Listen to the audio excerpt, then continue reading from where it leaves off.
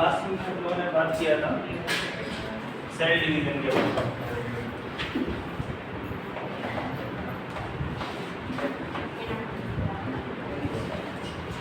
पूछूंगा वही बताना, ठीक है? सेल डिवीजन के बारे में। सचिन, सेल डिवीजन क्या होता है?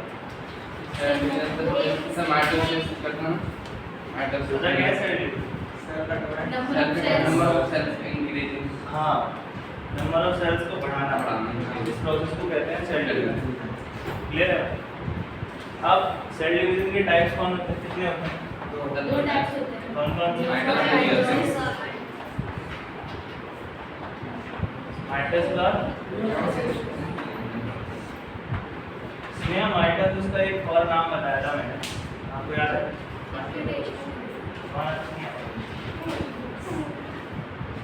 क्या नाम है इसका? अच्छा बताओ निश्चा, तुम ये इक्वेशनल डिवीजन का मतलब क्या है?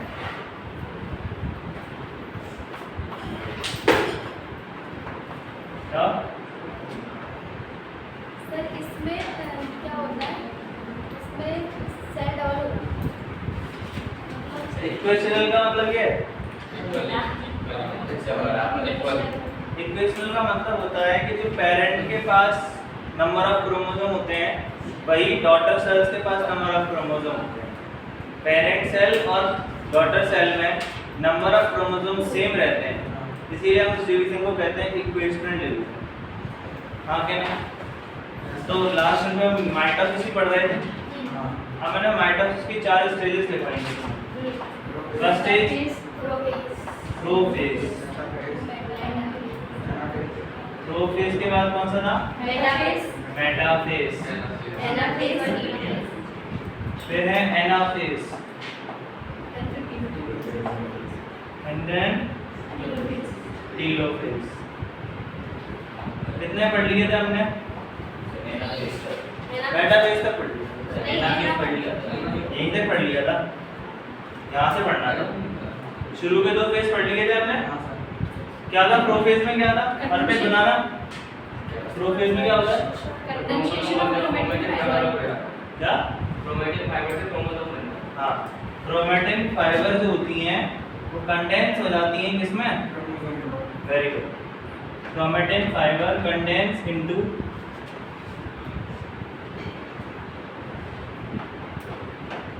क्रोमोसोम। प्राची, क्रोमैटिड्स क्या होते हैं?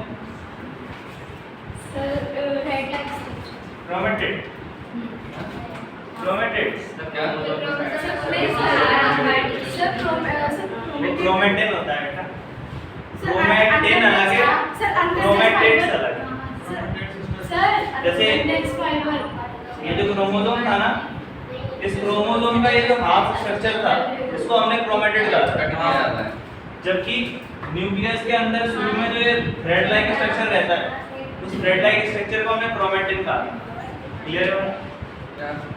ठीक है? अब बताओ मेटाफेज में क्या बोल रहा है? हाँ, कंडेंसेशन कंप्लीट हो गया था, उसके बाद इक्वेटर पे लग जाते हैं। क्रोमोसोम कहाँ नहीं जाते हैं? इक्वेटर पे। Spindle fibres from centrioles. हाँ, सेंट्रियोल से स्पिंडल फाइबर्स आती हैं और इन्हें कनेक्ट कर लेते हैं। तो याद रखना मेटाफेज ही वो स्टेज है जहाँ पे आपको जो क्रोमोसोम है वो बिल्कुल सही तरीके से दिखेगा, बिल्कुल आइडेंटिकल या फिर बिल्कुल बिना किसी रिफ्लेक्शन के। अगर आपको क्रोमोसोम देखना है तो मेटाफेज स्टेज का इंतजार करें। क्लियर है? हालांकि 12th में इससे रिलेटेड ज़्यादा कुछ आना नहीं है। देखो याद रखना है तुम्हें प्रोफेज स्टेज, इसका जिक्र होगा यहाँ पे प्रोफेज का। तो उसके लिए मैं तुम्हें पूरा सेल डिवीजन पढ़ा रहा हूँ एक बार, ताकि तुम्हें जब वहाँ पे जिक्र हो तुम्हें कंफ्यूजन ना हो। क्लियर है? क्योंकि फीमेल रिप्रोडक्टिव सिस्टम में हम पढ़ेंगे तो इतना कंफ्यूजिंग है कि जब तक तुम्हें सेल डिवीजन नहीं आएगा तो उसको सही तरीके से समझ नहीं पाओगे। उनकी थोड़ी लाइफ साइकिल डिफरेंट हो, तो इसीलिए ये सेल डिवीजन समझना उस सेक्शन के लिए बहुत ज़्यादा इम्पोर्टेंट है। तो अभी से अपने कॉन्सेप्ट क्लियर करते चलो सेल डिवीजन के। 4 स्टेजेस तो होती है, prophase, metaphase, anaphase and telophase. Now heading of anaphase. Breakdown of chromosomes. हां, ब्रेकडाउन ऑफ क्रोमोसोम हमने दिखा दिया, दिखा दिया, डायग्राम नहीं बनाया आपने, हाँ तुमने नहीं लिखा क्या? लिख लिया था?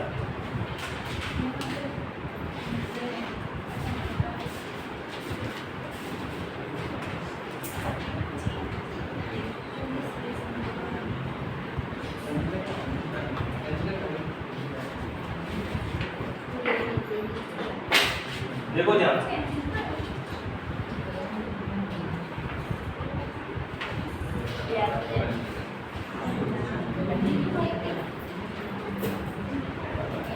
मेरी बात सुनो। क्रोमोसोम कहाँ लगे हुए हैं? इक्वेटोरियल प्लेट पे। यस और नो?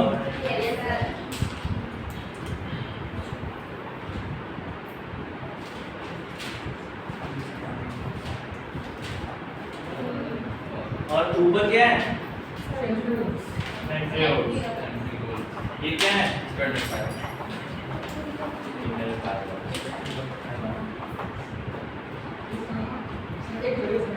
एक चीज और बताओ। अच्छा, मैंने तुम लोगों को 11th में पढ़ाया था कि जो स्पिंडल फाइबर है ये जिस सेंटर पे जाके कनेक्ट होता है, यहाँ पर एक डिस्क लाइक स्ट्रक्चर होता है सेंट्रोमियर के ऊपर, उसको कहते हैं हम काइनेटोकोर। काइनेटोकोर। कई बार लोग इसी में कंफ्यूज हो जाते हैं कि सर काइनेटोकोर क्या है और सेंट्रोमियर क्या है। तो याद रखना, सेंट्रोमियर का मतलब है वो पॉइंट जहाँ पे दो सिस्टर क्रोमेटिड्स कंबाइन हो रही हैं। क्लियर? अब सेंट्रोमियर के ऊपर और नीचे, आगे की तरफ और पीछे की तरफ दो डिस्क लाइक स्ट्रक्चर बने हुए हैं। जैसे कि एक सिस्टर क्रोमेटिड ये है, एक सिस्टर क्रोमेटिड ये है। अब मैंने इन दोनों को ऐसे जोड़ दिया। क्लियर? तो देखो जिस पॉइंट पे जुड़ रहे हैं, ये वाला पॉइंट है ना, इस पॉइंट पे जुड़ रहे हैं, तो इस पॉइंट को हम कहेंगे सेंट्रोमियर। लेकिन आप ध्यान से देखो, सेंट्रोमियर के ऊपर भी एक जगह खाली है, सेंट्रोमियर के नीचे भी एक जगह खाली है, तो इस वाली जगह को हम कह रहे हैं काइनेटोकोर। सेंट्रोमियर के जस्ट ऊपर है ना, जस्ट नीचे, जहां से स्पिंडल फाइबर कनेक्ट होते हैं। क्लियर है बात? तो कंफ्यूज मत होना कि स्पिंडल फाइबर सेंट्रोमियर पे कनेक्ट है, स्पिंडल फाइबर काइनेटोकोर पे कनेक्ट है। ये 3D स्ट्रक्चर नहीं है, इसीलिए तुम्हें कंफ्यूजन हो सकती है। क्या मैं कोशिश करता हूँ तुम्हें 3D स्ट्रक्चर दिखाने की।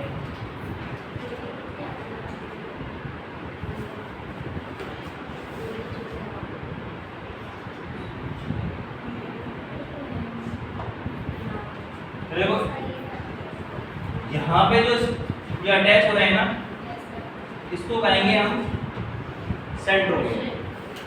अब इसके जो ऊपर की जो डिस्क है उसको कहेंगे काइनेटोकोर, और सेम ऐसे ही डिस्क इसके पीछे प्रेजेंट है, तो उसको हम कहेंगे दोनों तरफ काइनेटोकोर। तो ऊपर से ऊपर वाले स्पिंडल फाइबर अरेंज है, नीचे वाले से नीचे वाले स्पिंडल फाइबर अरेंज है। क्लियर है बात? ये टर्म्स कभी-कभी सुनने को मिल जाते हैं, तो इसलिए कंफ्यूज मत होना कि kinetochore is a different term, centromere is different term.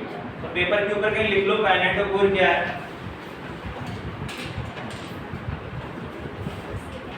बेटा आपने नोट्स लिए थे क्या किसी के? कोई दे देना इसका नोट्स, ठीक है? आप मुझे अपना नंबर भी दे देना, मैं आपको ऐड कर। तो काइनेटोकोर में लिखना, तुमने नोट्स तो नहीं दिए उसे? वो हिंदी मीडियम से था, हिंदी मीडियम। हाँ, तो काइनेटोकोर में लिखेंगे it is a disc like structure. Kinetochore में लिखो it is a disc like structure. It is the disc-like structure which is present above the centromere, which is present above the centromere जो कि centromere के ऊपर है, which is above the centromere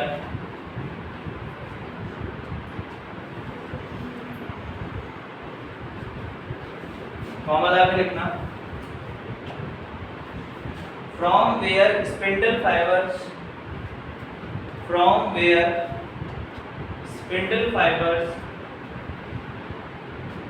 are arranged to the chromosome. From where spindle fiber is arranged to the chromosome. जहाँ से spindle fibre chromosome से जुड़ता है उस पॉइंट को नाम देते हैं हम सेंट्रोमियर। एंगल वो सेंट्रोमियर नहीं, काइनेटोकोर, ठीक है, उसे कहते हैं काइनेटोकोर। क्लियर? आगे बढ़ते हैं, क्योंकि अभी जब डिवीजन होगा ना तब तुम्हें समझ में आएगा कि चक्कर क्या है। अब देख रहे हैं हम एनाफेज। तो एनाफेज में क्या होता है, ये जो क्रोमोसोम है ये ब्रेक हो जाता है। क्या हो जाता है? Break down of chromosome takes place from centromere. कहाँ से टूट रहा है क्रोमोसोम? तो ध्यान से देखना, सेंट्रोमियर तो बीचों बीच में,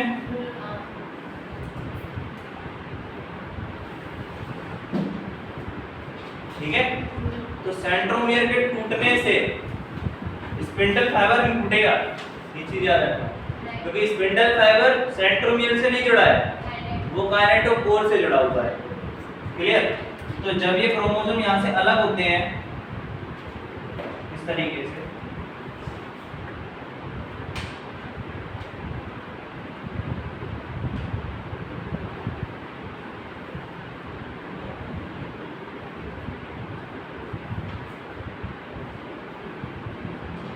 ऊपर वाले स्पिंडल फाइबर से जुड़े हैं, नीचे वाले स्पिंडल फाइबर से जुड़े हैं। मतलब क्रोमोसोम के ब्रेकडाउन के बाद सिस्टर क्रोमैटिड का वो पार्ट जो नीचे वाले स्पिंडल फाइबर से जुड़ा है वो नीचे की तरफ मूव करने लगा, सिस्टर क्रोमैटिड का वो पार्ट जो ऊपर वाले स्पिंडल फाइबर से जुड़ा है वो ऊपर मूव करने लगा। क्लियर? नहीं है समझ? एक क्रोमोसोम के अंदर दो सिस्टर क्रोमैटिड थे। क्लियर? जब आपने इनको बीच में से तोड़ा तो एक हिस्सा ऊपर के स्पिंडल फाइबर से जुड़ा हुआ था, एक हिस्सा नीचे के स्पिंडल फाइबर से जुड़ा हुआ था। ये ऐसा, तो स्प्लिटिंग के बाद जो ऊपर वाले स्पिंडल फाइबर से जुड़ा हुआ था सिस्टर क्रोमैटिड वो ऊपर की तरफ जाने लगा, जो नीचे वाले स्पिंडल फाइबर से जुड़ा था वो नीचे की तरफ जाने लगा। क्लियर है? ये ऐसा, इसको डबल लेयर वाला बना दो। सचिन नहीं है सुन?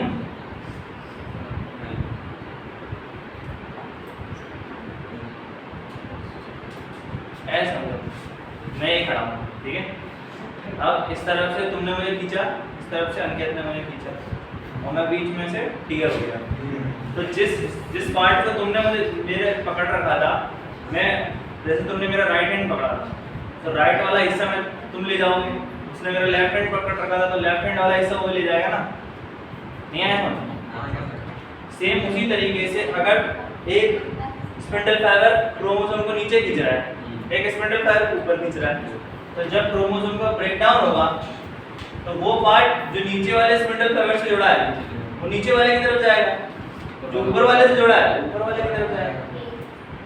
नहीं आया समझ? क्लियर है कि नहीं? अब बस ब्रेकडाउन हो गया खींच के। क्लियर? तो एनाफेज में क्या होता है? Breakdown of chromosome from the centromere, ठीक है, and the two sister chromatids move opposite, मतलब जो दो सिस्टर क्रोमैटिड्स हैं वो अपोजिटली मूव करने लगे एट टू डिफरेंट, इसको लिख लेना नेक्स्ट। एनाफेज के अंदर ब्रेकडाउन वाली बात तो लिख ली है ना? ब्रेकडाउन के बाद देखो तो आज तक लिख लिया अगर थोड़ा रिवीजन होता है। देखो अब इसके आगे After the breakdown of chromosome, after the breakdown of chromosome, लिख लो. After the breakdown of chromosome from the centromere,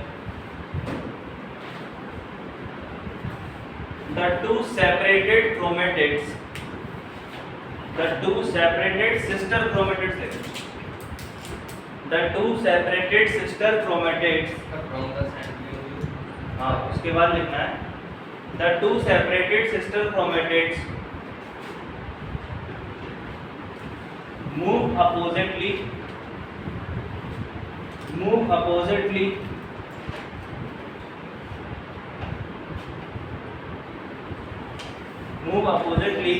at two different ends. Move oppositely at two different ends.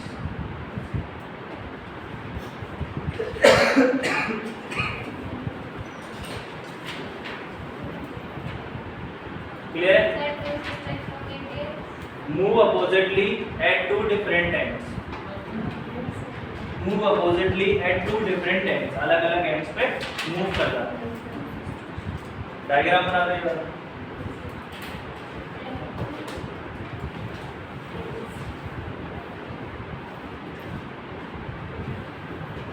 Prachi sister chromatid last पर नहीं है. Video देख लेना last से वाला sir आपने देखा पूरा देखो.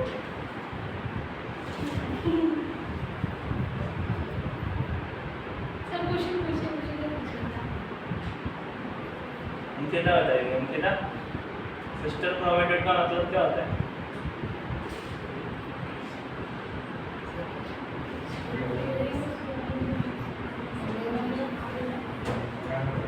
सिस्टर क्रोमेटिड का मतलब क्या होता है?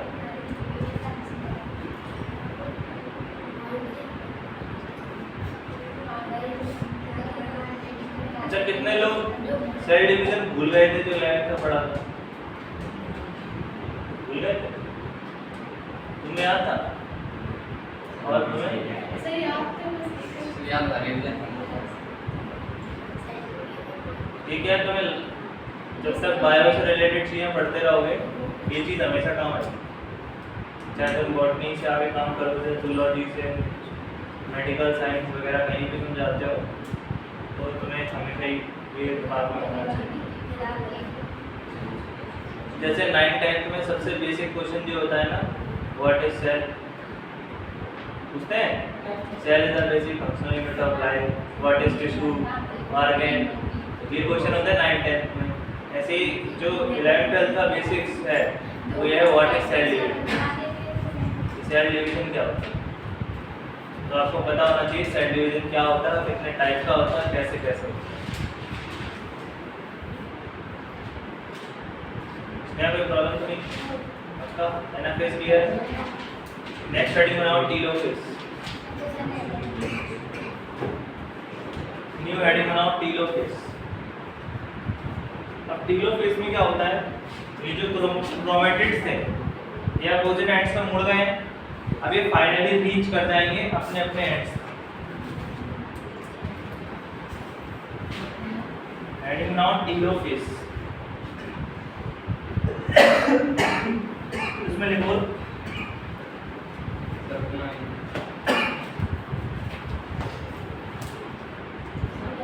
Separated chromatid telophase. ये separated sister chromatid, separated sister chromatids, separated sister chromatids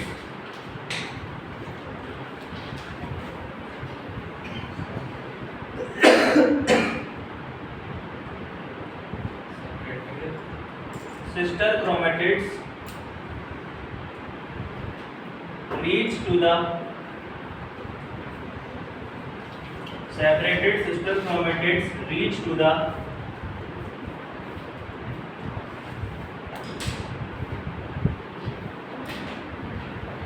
opposite end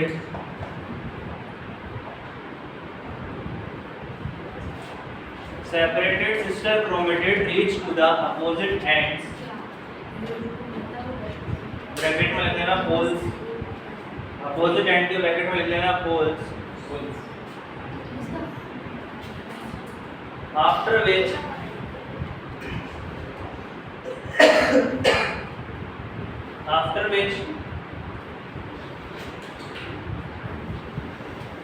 the two sister chromatids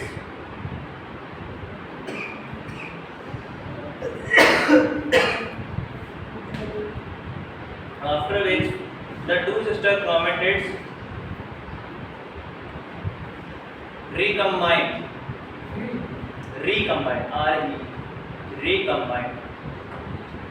तो ध्यान से देखो, जो सिस्टर क्रोमेटिड्स अलग हो चुके हैं वो अब दोबारा से कंबाइन हो जाएंगे। देखो आधा क्रोमेटिड ये है, आधा क्रोमेटिड ये है, फिर से एक और क्रोमोसोम बन जाएगा।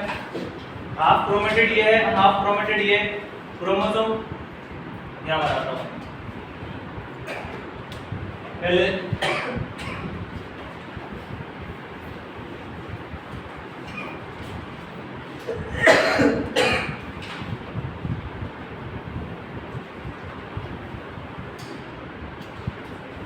देखो एक सिस्टर क्रोमेटिड दूसरे सिस्टर क्रोमेटिड के साथ कंबाइन हो जाएगा, क्रोमोसोम बन गया दोबारा से।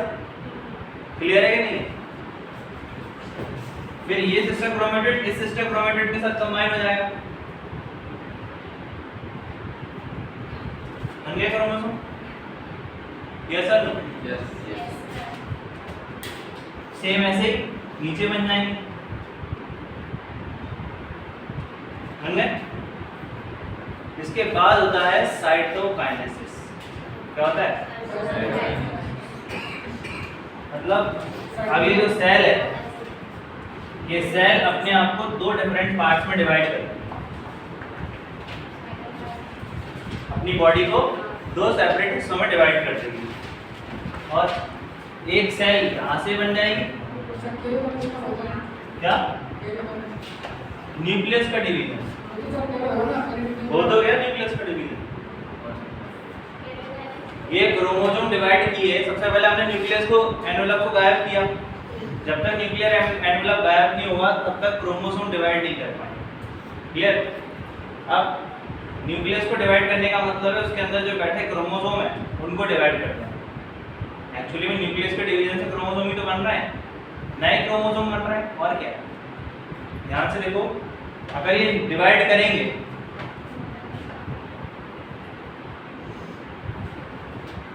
तो क्रोमोसोम यहाँ गए। अब क्रोमोसोम के ऊपर जो आउटर कवरिंग लेयर गायब कर दी थी हमने, इसको हमने न्यूक्लियर मेम्ब्रेन कहा था, दोबारा से आ जाएगी तो एक न्यूक्लियस बन गया। फिर सेम ऐसे ही इन क्रोमोसोम के ऊपर भी एक मेम्ब्रेन डेवलप होगी, उसको भी हम न्यूक्लियस कहेंगे। तो एक न्यूक्लियस से दो न्यूक्लियस बने, बट एक्चुअली में न्यूक्लियस डिवाइड नहीं कर रहा है, डिवाइड कर रहे हैं क्रोमोसोम्स। हमको लग रहा है कि न्यूक्लियस डिवाइड कर रहा है, ठीक है? कौन डिवाइड कर रहे हैं? क्रोमोसोम्स।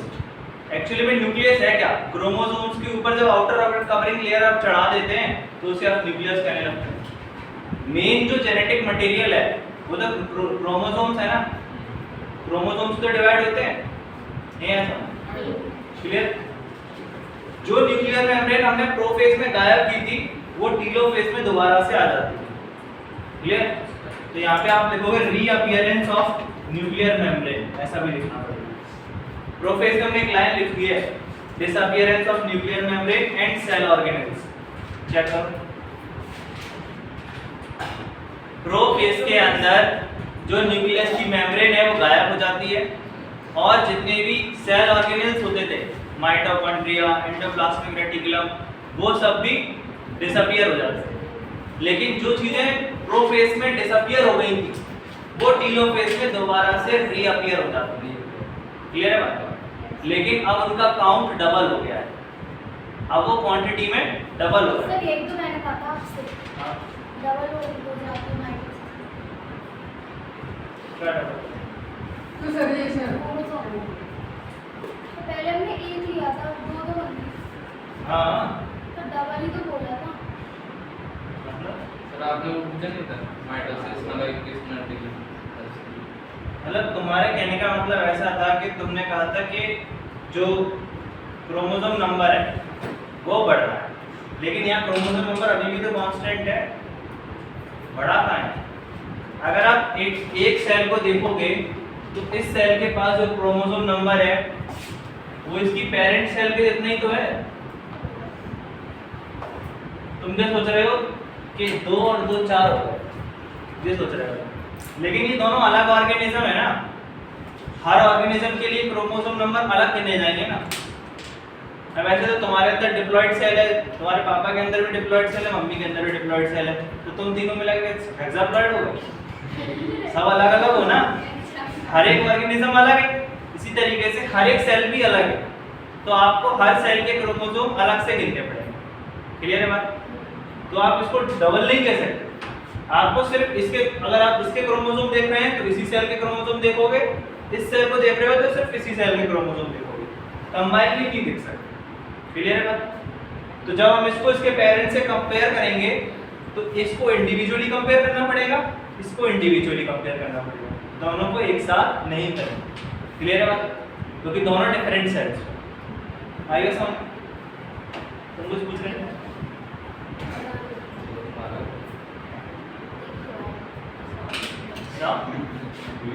जल्दी बताओ, मियोसिस भी स्टार्ट करना है, याद आए तब पूछना। माइटोसिस क्लियर है तुमको? स्नेहा, माइटोसिस क्लियर है? क्या हुआ माइटोसिस में? सबसे पहले शुरू से बात कर लेते हैं। प्रोफेज, कंडेंसेशन हुआ, क्रोमोसोम दिखने लगे। मेटाफेज, क्रोमोसोम कंडेंसेशन कंप्लीट हो गया, मेटा जो इक्वेटोरियल प्लेट है वहां पर मेटाफेज में क्रोमोसोम्स अरेंज हो गए, स्पिंडल फाइबर बन गए। एनाफेज में ब्रेकडाउन हो गया क्रोमोसोम्स का, कहां से? सेंट्रोमियर से। लेकिन अभी भी स्पिंडल फाइबर अटैच है, क्योंकि स्पिंडल फाइबर हमेशा काइनेटोकोर से अटैच रहता है, ना कि सेंट्रोमियर से। इसीलिए सेंट्रोमियर के टूटने के बाद भी स्पिंडल फाइबर को कोई भी फर्क नहीं पड़ा। तो जो अपोजिट एंड्स के स्पिंडल फाइबर थे वो अपोजिट एंड्स के क्रोमेटिड्स को ऊपर की तरफ ले गए और नीचे वाले को नीचे की तरफ ले गए। फिर क्या होता है? एनाफेज कंप्लीट हो जाता है, टीलोफेज आता है। टीलोफेज में ये क्रोमोसोम्स के जो सिस्टर क्रोमेटिड्स हैं ये अपोजिट पोल्स पर अब पहुंच चुके हैं, और पहुंचने के बाद ये क्या देखते हैं कि हम लोग 4 हैं तो हम 2-2 के पेयर बना सकते हैं। तो 2 सिस्टर क्रोमेटिड्स एक साथ कंबाइन हो गए और 2-2 क्रोमोसोम्स फॉर्म हो जाते हैं। और प्रोफेज के दौरान जो न्यूक्लियर मेम्ब्रेन, न्यूक्लियस की मेम्ब्रेन गायब हो गई थी, सेल ऑर्गेनेल्स गायब हो गए थे, अब वो टीलोफेज के दौरान वापस आ जाते हैं, लेकिन अब उनकी क्वांटिटी बढ़ गई है, डबल हो गई है। क्लियर? क्योंकि इस सेल के लिए अलग सेल ऑर्गेनेल्स लगाने पड़ेंगे, देने पड़ेंगे, इस सेल के लिए अलग सेल ऑर्गेनेल्स देने पड़ेंगे, इसके लिए एक अलग न्यूक्लियर मेम्ब्रेन चाहिए, इसके लिए एक अलग न्यूक्लियर मेम्ब्रेन चाहिए। तो डिवाइड होने के बाद एक न्यूक्लियस नया ये बन गया, एक न्यूक्लियस नया ये बन गया। क्लियर है बात? सर आगे वाली सेल कैसे डिवाइड होंगे? कौन सी सेल? ये दो बनी ना, ये दो ना, सेम माइटोसिस जो प्रोफेज दोबारा से चालू हुआ है वो दोबारा से रिपीट हो। नहीं सर आपने सब रिपीट तो सर 4 क्रोमोसोम थे, 2 ही तो थे। 4 नहीं 2 ही होंगे। 4 आप 10 में 2 आ गए सर, आप डिवाइड करके सर एक बची है सर। क्या?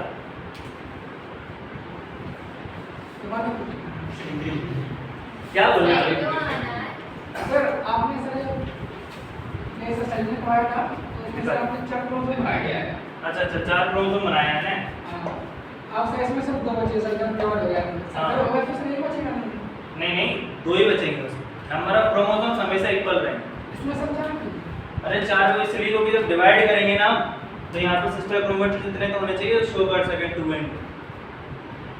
मतलब जो कहने का ये है कि जो एप्लीकेशन है ना 4 क्रोमोसोम लेने का, वो ये है कि जब डिवाइड करोगे ना आप तो सिस्टर क्रोमेटिड्स को कंबाइन करने के लिए इतने तो क्रोमोसोम बनने चाहिए तो नए सेल में दिख सके। ये समझ? आप सर इनका सब सेल में करेंगे तो फिर इनमें से 4 लेने पड़ेंगे। मतलब एक्चुअली में नंबर ऑफ क्रोमोसोम्स जो होते हैं ना वो अटेनमेंट के बाद काफी होते हैं।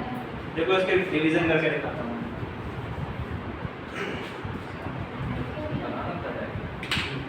ये बना लिया कि नहीं? सर ये तो बना लिया है?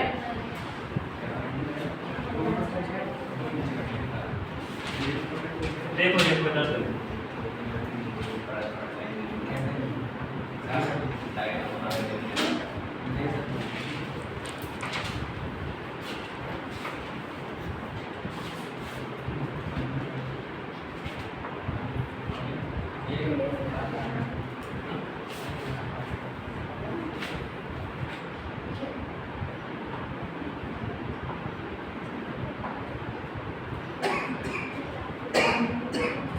तुम्हारे कहने का मतलब है कि जब हम इसको डिवाइड करेंगे तो सिर्फ एक ही क्रोमोसोम मिलेगा एक सेल को, है ना।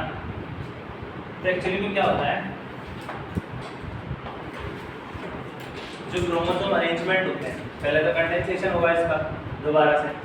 तो देखो जब एक सेल से दूसरी नई सेल बनाते हैं, एक सेल से दूसरी नई सेल बनाते हैं, तुमने एक वर्ड सुना होगा डीएनए रेप्लिकेशन। एक्चुअली में जो हम सेल डिवीजन कर रहे हैं, ये सेल डिवीजन में तुम्हें अभी सिर्फ एम फेज पढ़ा है। अगर तुम पूरे सेल डिवीजन की बात करोगे तो सेल डिवीजन में दो फेज होते हैं, एक को कहते हैं इंटरफेस, एक को कहते हैं एम फेज, और एक होता है साइटोकाइनेसिस। ये हो गया एम फेज और ये होता है interphase. M not G naught phase होता है, जिसको हम क्वोशिएंट फेज कहते हैं, इंटरफेस। इसको मैं जानबूझ के नहीं पढ़ाना चाहता क्योंकि ये बहुत लंबा चला जाता, फिर पूरा सेल डिवीजन चैप्टर स्टार्ट होगा। लेकिन अब तुमने क्वेश्चन पूछा तो बता देता हूँ मैं तुम्हें डाउट क्लियर। तो एम फेज जो तुम पढ़ रहे हो ना अभी, वो है एम फेज। क्या है? एम फेज को कहते हैं डिवीजन फेज। क्या कहते हैं हम? क्योंकि हमें डिवीजन की जरूरत है, हमने डिवीजन फेज ही पढ़ा। लेकिन डिवीजन स्टार्ट करने से पहले क्या होता है उस चीज को भी समझते हैं। डिवीजन स्टार्ट करने से पहले तीन फेज आते हैं, एक होता है G1 फेज, एक होता है S फेज, एक होता है G2 फेज। अब जिन्होंने 11th अच्छे से पढ़ा होगा अपना सही से समझना। तो G1 फेज में क्या होता था, हमें जितने भी रिक्वायर्ड प्रोटीन्स होते थे, रिक्वायर्ड जितनी भी एंजाइम्स की जरूरत होती थी, उन सबको हम बनाना चालू करते थे। क्लियर? तो अब तुम्हें याद होगा कि S phase DNA number double हो जाता है, और डीएनए प्रेजेंट कहाँ है? क्रोमोसोम के अंदर। तो बेसिकली जब तुम जो कह रहे हो ना बात कि सर यहाँ डबल है, हम वहाँ पे जाके कैसे डबल हो जाएगा, तो एस फेज होता है ना, एस फेज का यूज इसीलिए है कि जो क्रोमोसोम नंबर जो हमारे पास डीएनए काउंट है वो अभी शॉर्ट है, मतलब तुम कह रहे हो ना कि अभी एक ही बचेगा, तो इसका जस्ट डबल हो जाता है एस फेज। इससे जब तुम डिवाइड करोगे क्रोमोसोम नंबर को तो वो इक्वली दो क्रोमोसोम ऊपर पहुंच जाएंगे, दो क्रोमोसोम नीचे। क्लियर है? मतलब सिंथेसिस फेज में क्या होता है, जो डीएनए का नंबर होता है वो हो जाता है डबल। क्लियर? इसीलिए कंफ्यूज मत हो।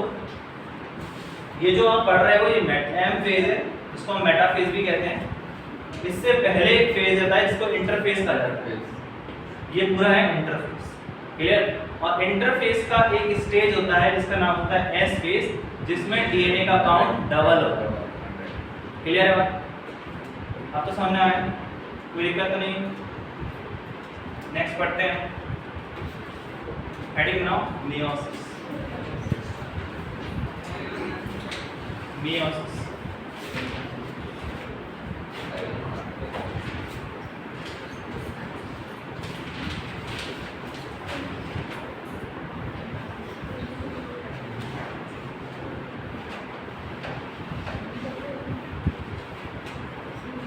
मियोसिस को क्या कहते हैं? रिडक्शनल। डाउट तो नहीं है माइटोसिस में किसी को, किसी भी तरीके से? स्नेहा क्लियर है माइटोसिस?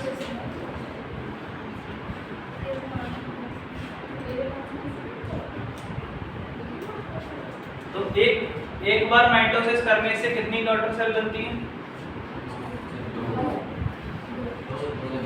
कितनी बनती है?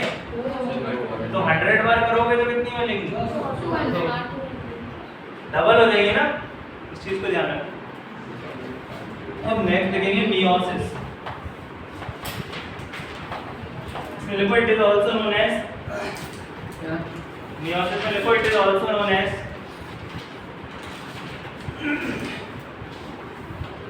ये बहुत इंपॉर्टेंट है। माइटोसिस तो इसीलिए पढ़ाया था ताकि मियोसिस की बेसिक समझ में आ जाए। It is also known as reductional division. इसको एक और नाम से जाना जाता है reductional division. Reductional division formula आके लिखना, बिकॉज रिडक्शनल डिवीजन कहते क्यों हैं? Because in this type of division, राशि ने स्पेस को छोड़ दिया, सर थोड़ा सा पीछे because in this type of division, because in this type of division the chromosome number the chromosome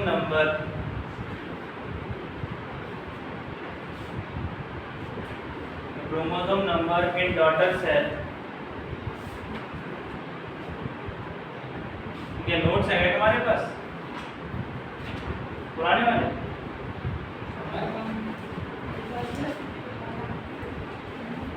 अच्छी बात है, अच्छी बात है, अच्छी बात है। मान लो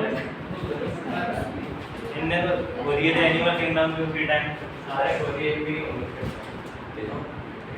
लिखो इन विच क्या लिखा? सर मैंने किसी को दे दिया।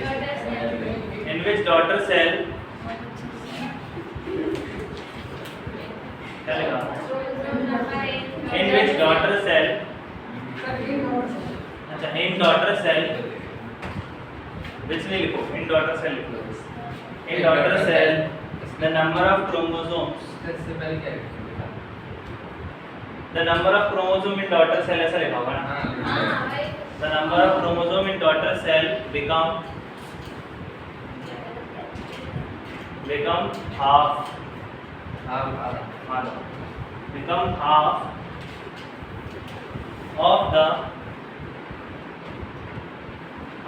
the parents chromosome, half of the parents chromosome, मतलब जितने क्रोमोसोम नंबर पेरेंट्स के पास होंगे उसका जस्ट हाफ हो जाएगा किसमें?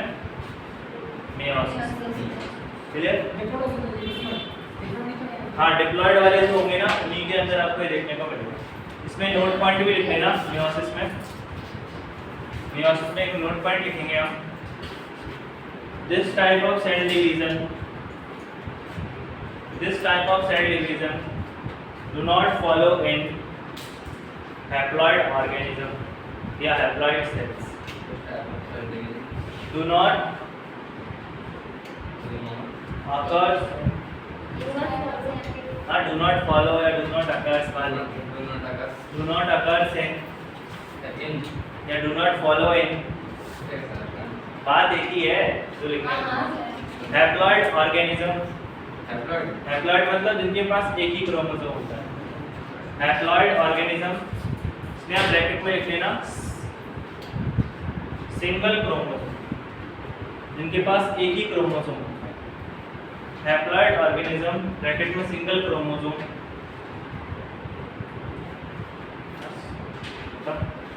या स्लैश मार के ऐसे भी लिख सकते हो हैप्लॉइड सेल, स्लैश लगा के ऐसे भी लिख सकते हो haploid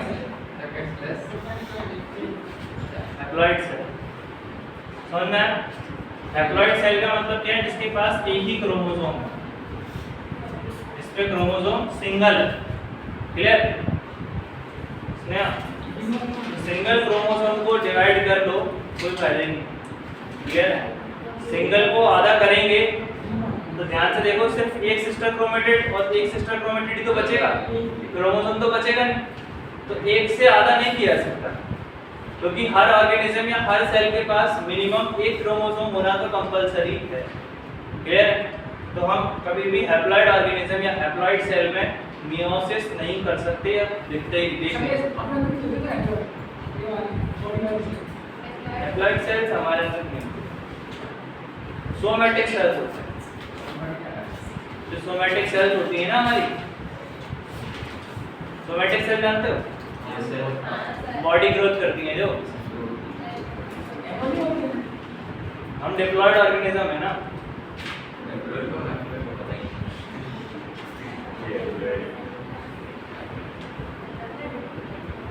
We are diploid organisms.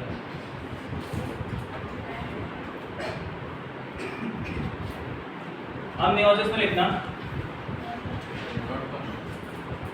It have 2 stages. meiosis की 2 स्टेजेस हैं, meiosis 1 एंड meiosis 2।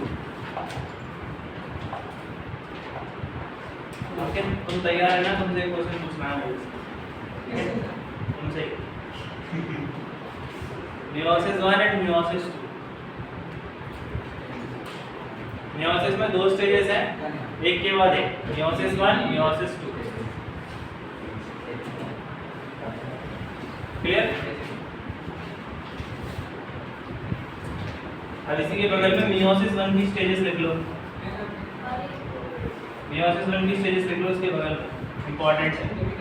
पहली स्टेजेस में प्रोफेज 1 क्या है? अब प्रोफेज 1 में भी 5 स्टेजेस होती हैं इसके अंदर। पहली होती है लेप्टोटीन, हाँ देख के मत बोलो, जाइगोटीन, एक्टिन, डिप्लोटीन, लास्ट है डाइकाइनेसिस। क्लियर? ये अकेले प्रोफेज 1 में ही है इतनी सारी स्टेजेस, ठीक है? इसके बाद है मेटाफेज 1, फिर है मेटाफेज 2, वो एनाफेज, सब पढ़ना है। एनाफेज 1 देखो पढ़ना तो इंटर है प्रोफेज 1 तक, जहाँ तक का काम है, लेकिन हम यहाँ तक पहुँच रहे हो तो सभी पढ़ जाए, फिर अधूरा रह जाए क्या? टीलोफेज 1 क्या? और meiosis 2 तो पूरा माइटोसिस है। meiosis 2 जो है ना वो डिप्टो माइटोसिस की तरह है, पूरा का पूरा, इसमें कोई भी चेंज नहीं। क्या होता है बताओ? तुम अकेले अकेले हंसते हो, मुझे बता दिया करो। नहीं हंसते बताओ ना, क्या हो गया? ऐसे भी क्यों हंसते हो?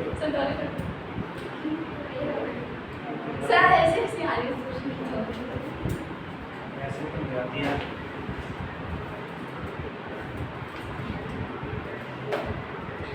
निकालो सचिन हो गया, निकालो जो है आता है निकालना, छोड़ मत देना। ऐसे करते हैं। नहीं किसी ने निकालना आता है? तब इसमें निकालना है।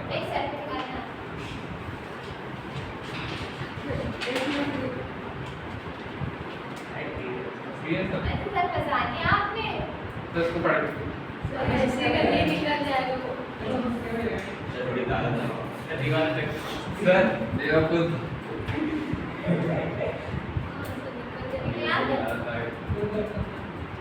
टूट गया है।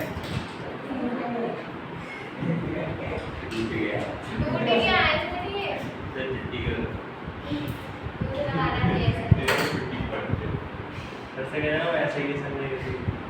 सर आप प्रैक्टिस साथ देख लेंगे। 4-5 साल हो गए। ठीक है, नेक्स्ट हेडिंग बनाओ meiosis 1।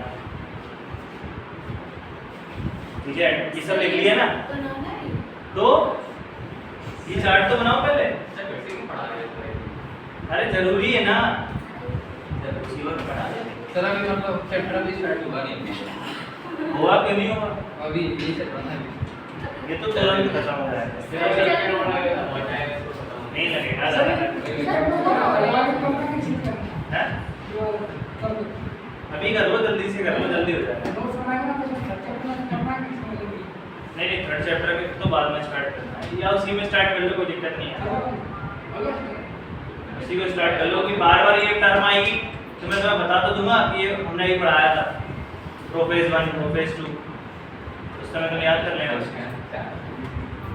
तो खत्म तो अभी हो जाए, लेकिन तुम क्या है समझना देखा जल्दी बना देना इसको। सर ये तो बाकी है सर।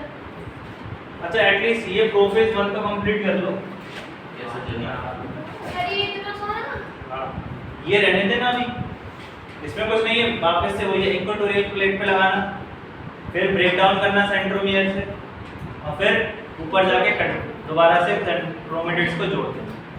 लेकिन अभी क्या होता था, क्रोमेटिड्स बनते थे, अब क्रोमेटिड की जगह क्रोमोसोम ही क्रोमोसोम टाइप, तो जोड़ना नहीं हो पाएगा। मतलब देखो ध्यान से, आई बताओ सिनोप्टिकल कॉम्प्लेक्स तो सुना ही होगा ना तुमने? नहीं सुना? सही सुनो, जल्दी सुनो, मुझसे सुनो। देख लिया? यस। देख लिया?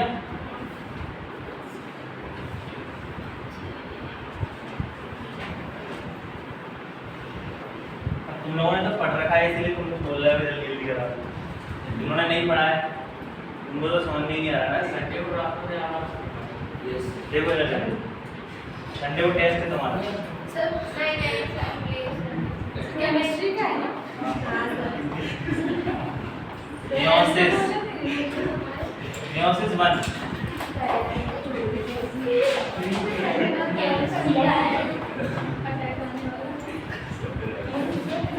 Prophase 1 clear.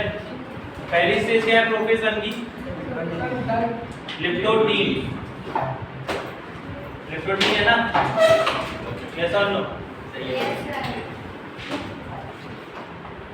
तो बताओ माइटोसिस के प्रोफेज में क्या होता था? वो क्रोमेटिन फाइबर क्रोमोसोम में कन्वर्ट होते हैं। हाँ तो लिप्टोटीन में ही पहली स्टेज में वही होता है, condensation of chromosome.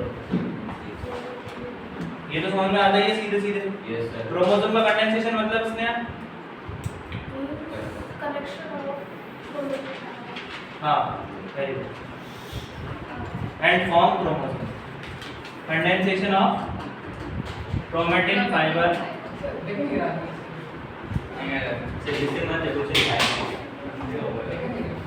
Condensation of chromatin fibre, आगे आ जाओ।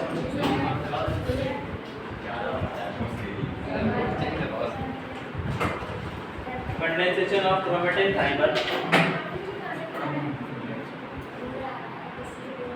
चलो हो गया सही। नया क्या? Condensation of chromatin fibre, clear? देखो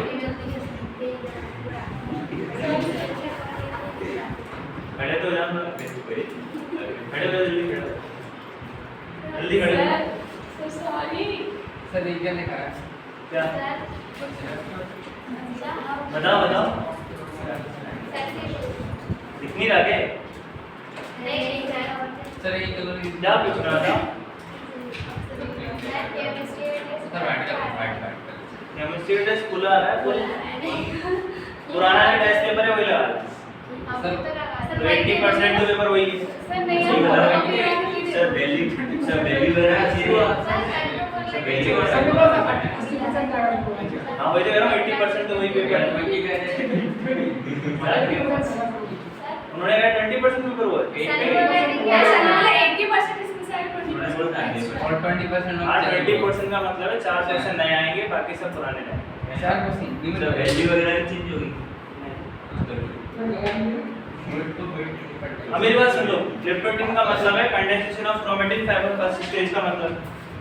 सेकंड स्टेज है जाइगोटी। बात है अब ध्यान से सुनो मेरी बात।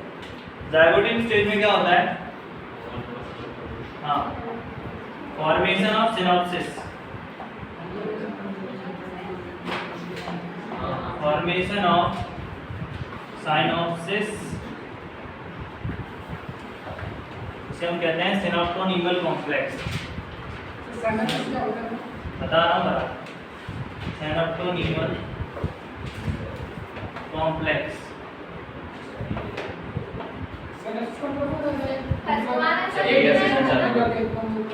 हाँ एक्चुअली में क्या होता है, मेरी बात सुनो ध्यान से। ये देखो डिप्लॉयड सेल्स में दो अलग-अलग क्रोमोसोम्स पाए जाते हैं, क्लियर? एक क्रोमोसोम पेयर ऐसी होती है,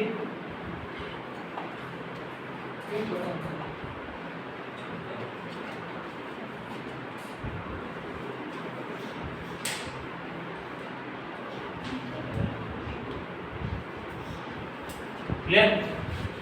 तो क्या होता है, दो होमोलोगस क्रोमोसोम्स मतलब जिनके क्रोमैटिड्स लगभग दिखने में इक्वल है, तो उन्हें कहते हैं होमोलोगस क्रोमोसोम, जो दिखने में एक जैसे, वो आपस में क्या कर जाते हैं, कंबाइन। ऐसे समझ लो कि ये मेल के क्रोमोसोम है, ये फीमेल के क्रोमोसोम है, तो एक मेल का क्रोमोसोम और एक फीमेल का क्रोमोसोम आपस में कंबाइन हो जाते हैं, तो क्या बना लेता है? सर हाँ सर मेरे को सर एक्सवाई होता है। हाँ सर ये लास्ट में क्या लिखा है? क्या? आपने सर दोनों एक्सवाई बनाए। अरे नहीं, क्रोमोसोम तो सब ऐसे ही दिखते हैं, ऐसा कोई क्रोमोसोम ही नहीं है, ऐसा कोई क्रोमोसोम नहीं होता।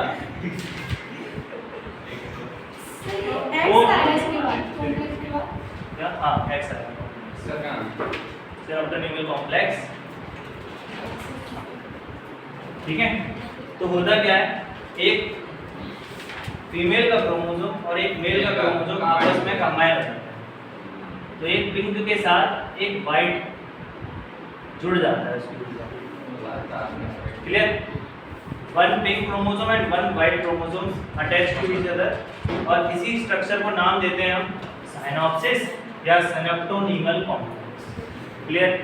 जब दो एक जैसे क्रोमोसोम एक दूसरे के साथ कनेक्ट हो जाते हैं, उनको नाम दिया जाता है साइनॉप्सिस। हाँ क्लियर?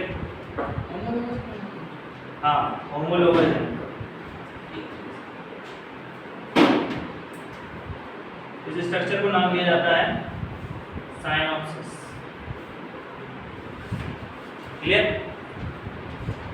यस और नो? पक्का? इसके बाद यहाँ तक लिखो, जल्दी से लिखो। हाँ डायग्राम तो इम्पोर्टेंट है, वरना समझ में नहीं आएगा सिनॉप्सिस क्या है।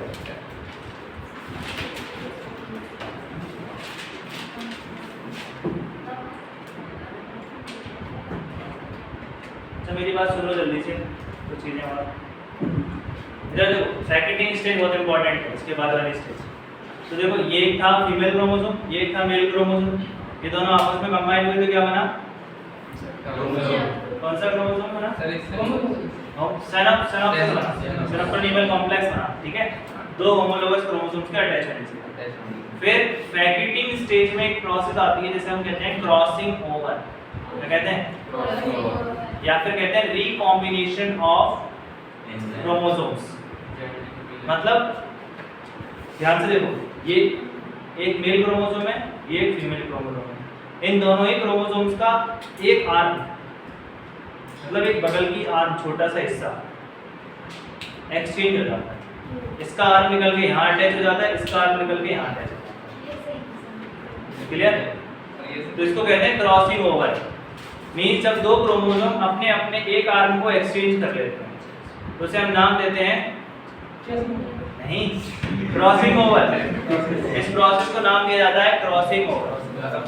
मेरी बात सुनो, तो पैकेटिंग में क्या होता है, दो क्रोमोसोम्स आपस में अपने जेनेटिक मटेरियल को शेयर कर लेते हैं, अपना दूसरे वाले को दे देते हैं, दूसरा पैकेट को ले लेते हैं, ताकि जो नया ऑर्गेनिज्म बनेगा, हाँ उनमें वेरिएशंस आ सके, उनमें बदलाव आ सके, क्लियर है बात? और जैसे क्या होता है कि जो ऑफस्प्रिंग होता है, सेक्सुअल रिप्रोडक्शन जो होता है ना, ये चीज आपको सेक्सुअल रिप्रोडक्शन में ही मिलेगी। तो जो लोग ऑर्गेनिज्म सेक्सुअल रिप्रोडक्शन से बेबी बॉर्न करते हैं, तो उस बेबी में आपको फीमेल के भी कैरेक्टर्स मिलेंगे, उसको मेल के भी कैरेक्टर्स मिलेंगे, दोनों के कैरेक्टर्स मिलते हैं ना।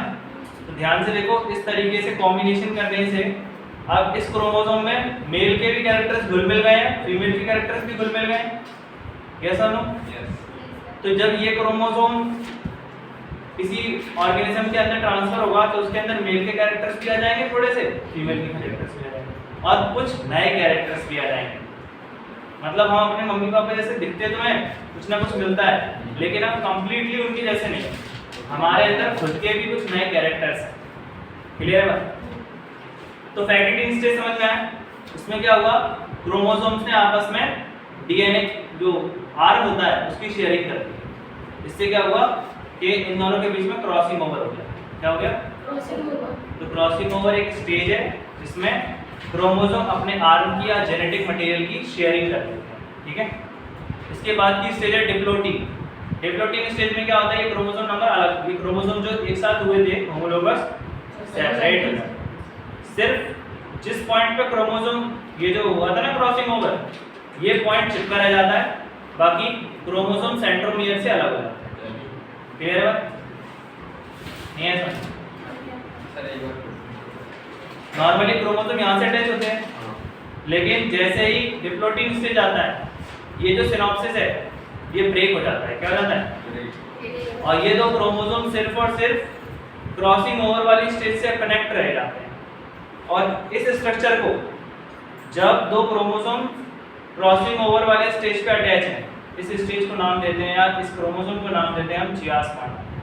इस पॉइंट को नाम दिया जाता है चियास्माटा, फॉर्मेशन ऑफ चियास्माटा। क्लियर है बात? इस डिप्लोटिंग स्टेज में क्या बन रहा है? चियास्माटा। क्लियर?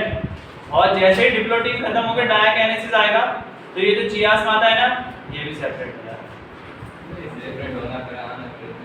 पहले सिनॉप्सिस बना, क्रॉसिंग ओवर हुआ, चियास्माटा बना, खत्म हो गया। क्लियर? खत्म तुम्हारा प्रोफेस नहीं। अब तो तुम्हारे क्या हो गए, ब्लेंडिंग हो चुकी है। ब्लेंडिंग का मतलब क्या है? अभी तक तुमने माइटोसिस में देखा था कि क्रोमोसोम कभी भी एक दूसरे के साथ जेनेटिक मटेरियल की शेयरिंग नहीं करते थे, लेकिन मियोसिस में क्या होता है, दो क्रोमोसोम्स आपस में जेनेटिक मटेरियल की शेयरिंग कर लेते हैं और शेयरिंग करने से डीएनए का चेंज आ जाता है।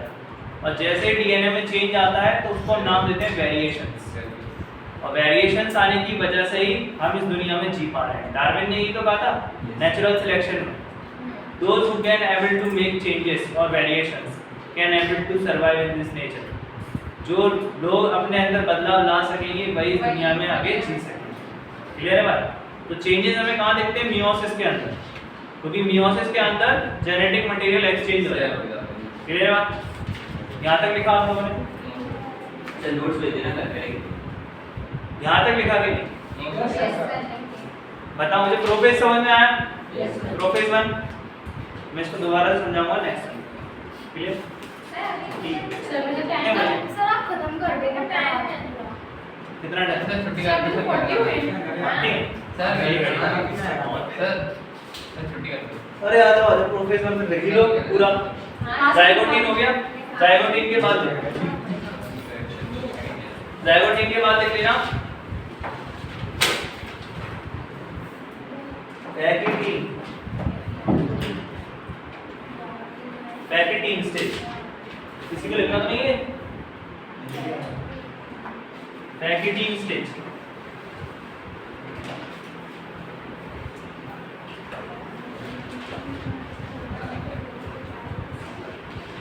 पैकेटीन में लिखना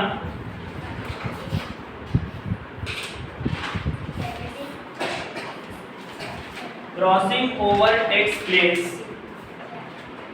crossing over takes place. Crossing over takes place between two non-sister chromatids.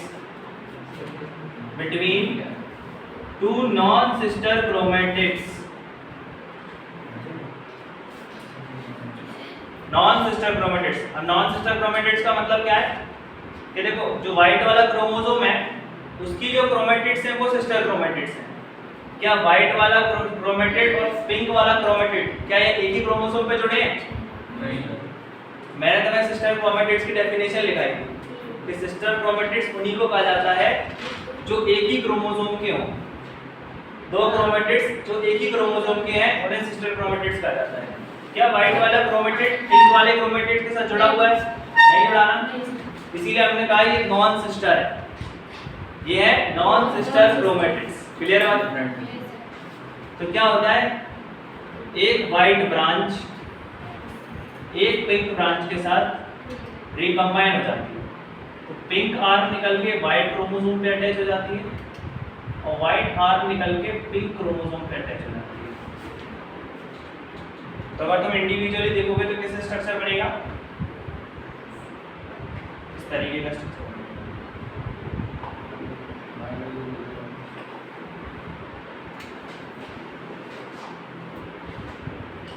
Clear. Chromosomes की आर्म एक्सचेंज हो गई, इसी को हमने नाम दिया क्या, क्रॉसिंग ओवर। इस प्रोसेस को नाम दिया हमने crossing over. Clear. Next stage में बनाओ। हाँ बना लो, बनाना चाहते हो, क्रॉसिंग ओवर हुआ है, इट इज क्रॉसिंग ओवर।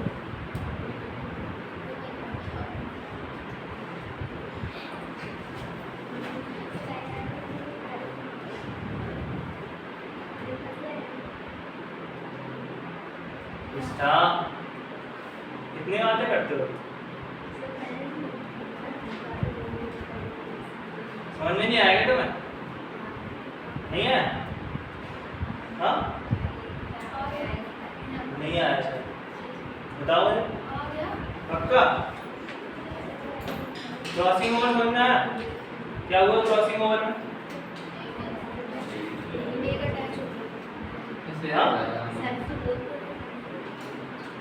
क्या हुआ रिश्ता इसमें?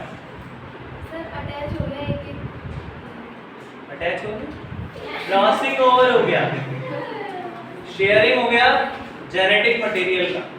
एक क्रोमोसोम ने अपना जेनेटिक मटेरियल दूसरे क्रोमोसोम के साथ शेयर करा, ठीक है? सर वही कह रहे हैं, वही नहीं कह रहे थे, आपका ध्यान नहीं हो रहा सर टाइम कितना हुआ?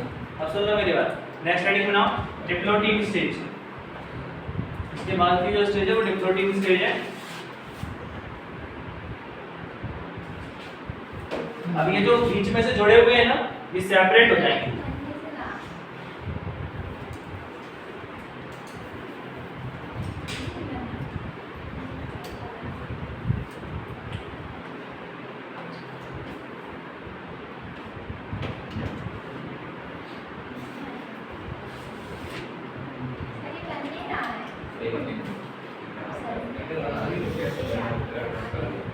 बन नहीं रहा,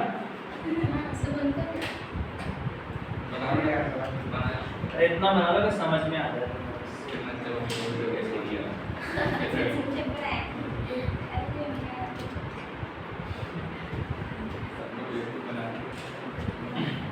ध्यान से देखो, ये जो क्रोमोसोम्स एक दूसरे के साथ जुड़े हुए थे इस तरीके से, अब ये सेपरेट हो गए, मतलब सेंटर से जो अटैच थे सेंट्रोमियर से, अब ये सेपरेट हो गए ना, और अब सिर्फ कहाँ से अटैच है, जहाँ पे क्रॉसिंग ओवर हुआ था। तो इस स्ट्रक्चर को नाम दिया था मैंने चियास्माटा। चायस्माटा भी कहते हैं, को चियास्माटा भी कहते हैं। तो और भी आ रही है। तो डिप्लोइडिंग में लिखना डिप्लोइडिंग स्टेज में dissolution of synapsis takes place. Dissolution, ये टूट रहा है ना synapsis, dissolution of synapsis takes place. Dissolution of synapsis takes place. खत्म करो, नेक्स्ट पे चैप्टर स्टार्ट करेंगे। Dissolution of synapsis takes place and formation of chiasmata occurs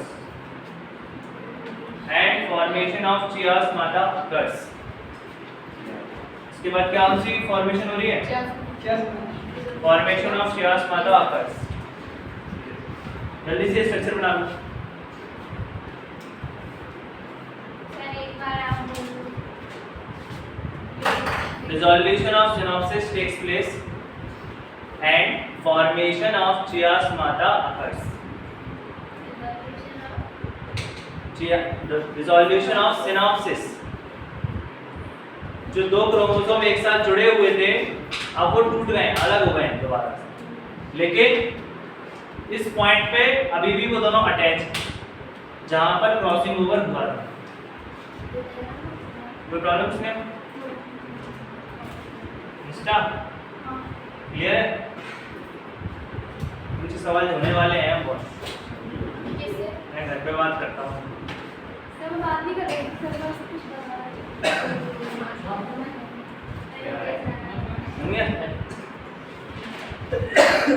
eleventh के एनसीईआरटी में बना हुआ है, बहुत अच्छी रहेगी। और डायकाइनेसिस भी लिख लो, डायकाइनेसिस में लिख लेना।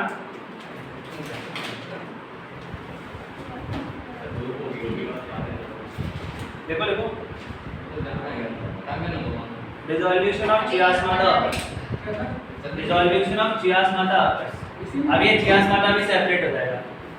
डायकाइनेसिस, डायकाइनेसिस में लिख लो dissolution of chiasmata occurs, dissolution of chiasmata occurs. ये क्रोमोसोम अलग हो गया और ये क्रोमोसोम अलग हो गया।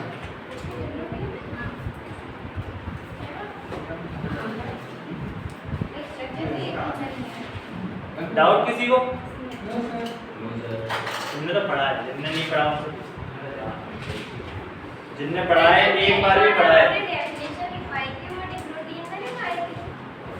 डिप्लोटीन में है चियास्माटा फॉर्मेशन, डायकाइनेसिस में है चियास्माटा का डिसॉल्यूशन, सेपरेशन ऑफ क्रोमोसोम्स।